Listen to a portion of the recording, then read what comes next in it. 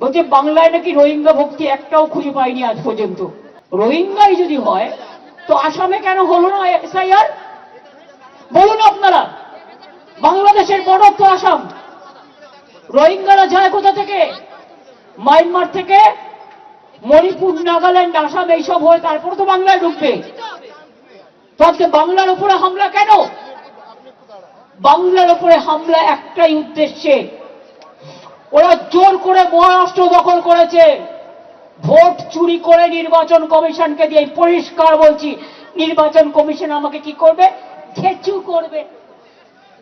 ঘেচু মানে কি খুঁজে নিন। কি করবেন? আগেরবার ইলেকশনে আমার 24 ঘন্টা ক্যাম্পেইন করতে দেয়নি, আপনারা দেখেছেন।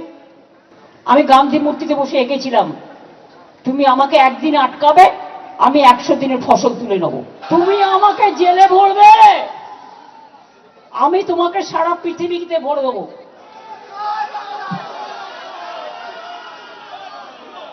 সুস্থ বাঘের থেকেও আহত বাঘ আরো ভয়ঙ্কর।